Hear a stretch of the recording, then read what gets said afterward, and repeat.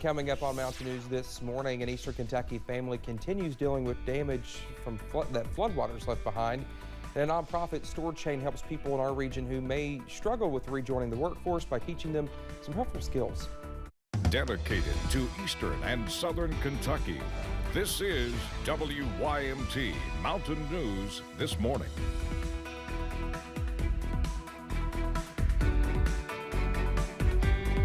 Well, good morning to you. 6:30, it's Monday, and I'm Dakota Makris. And yeah, it's Monday. Let's head over to Brandon for a look at that forecast.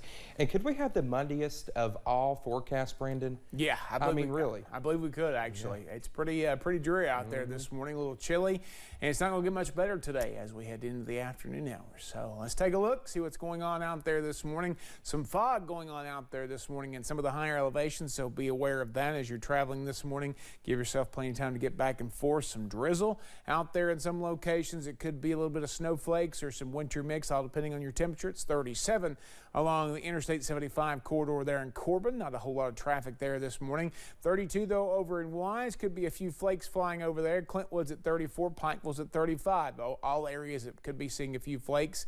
Everybody else though above that there, so it's probably a little bit of a drizzle or a mist or whatever there this morning if you're seeing much of anything. First Alert Weather app, well, it's going to be a handy tool to have next couple of days as we track the drizzle and all that mess there as we head to the daytime hours today. We'll see temperatures climb into the low 40s and mainly cloudy skies will hang around throughout the day and into the night. Dakota? All right, Brendan, thank you so much. Well, firefighters in Harlan County responded to a structure fire Friday night. The Harlan City Fire Department was called after an odor complaint. Officials say the call was upgraded to a structure fire with an entrapment. Once firefighters arrived to the scene, it was determined no one was home. Harlan City Fire Department and Sunshine Fire Department worked to put out the fire. Last year's flood left many Eastern Kentucky roads destroyed, and for one Knott County family, the road leading to their property is practically nowhere to be seen, leaving the family unable to access one home and the family gravesite. Our Alyssa Williams checked in with the family to learn more.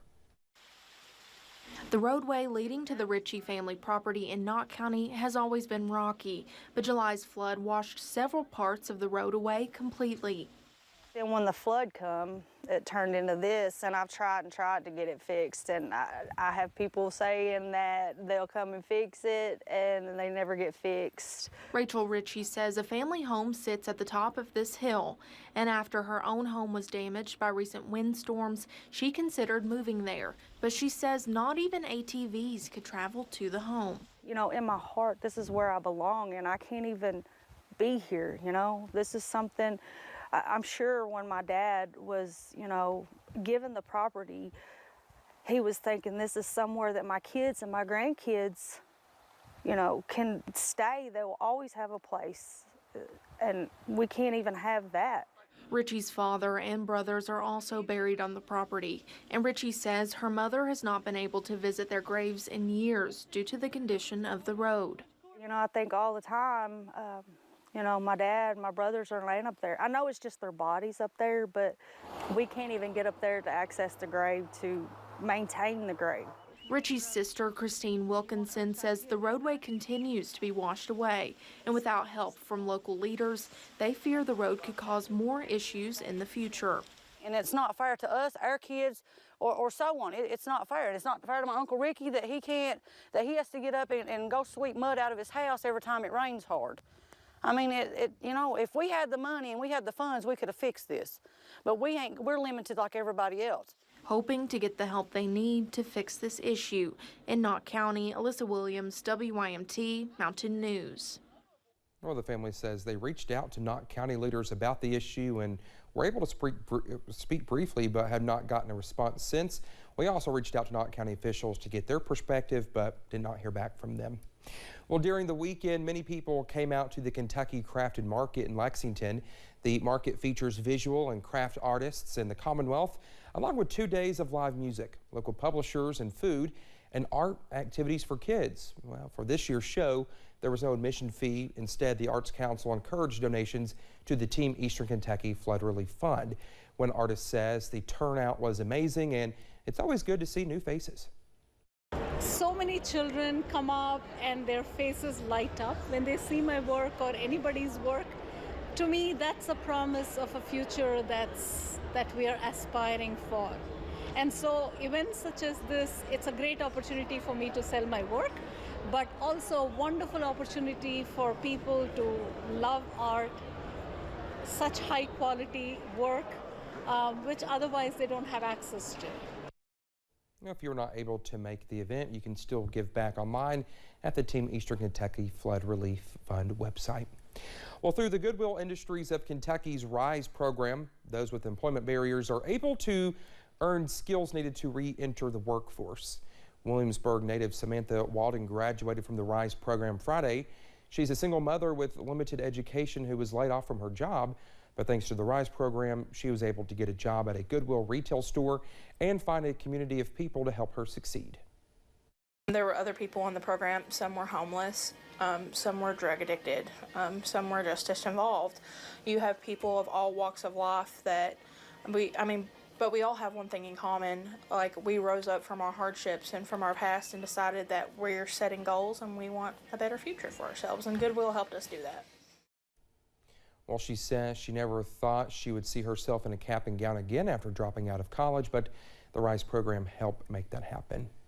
People in Pike County came together during the weekend to do a little spring cleaning. Well, they picked up litter in and around the Pikeville Pond to make the city more attractive and safer for the pond's wildlife. City leaders say people come from out of the area to bass fish, so cleaning the pond up makes it more appealing for them to come back.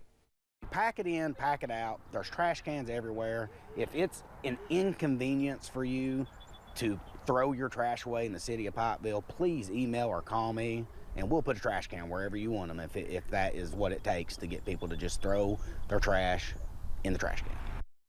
You can visit kypride.com to find cleanup events in your own community or follow Pikeville City Tourism page for more info.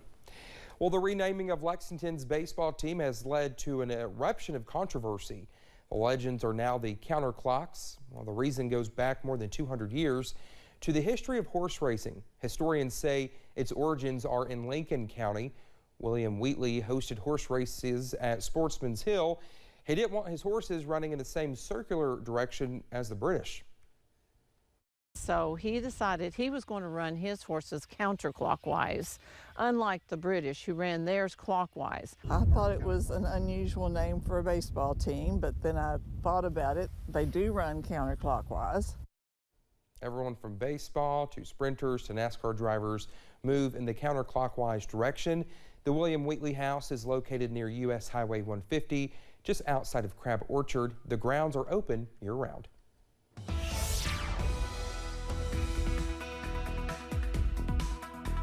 .38, we take a look at the forecast line, pinpoint Doppler radar. No major issues this morning, but you see some green and some white out there, some drizzle, some snowflakes. It all depends on what the temperature is where you're located. Lake Cumberland, Pulaski County, some overcast skies. There may be a little bit of fog there down that way this morning.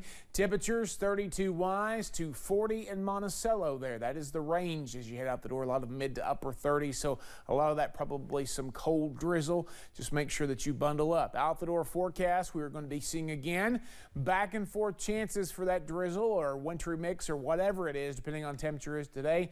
Temperature's not moving up a whole lot though, right around 42 a little bit later this afternoon. Dakota? All right, Brendan, thank you so much. When we come back here on Mountain News this morning, the 3 men serving time for the murder of Ahmaud Arbery appeal their convictions. Stay with us. More news is on the way.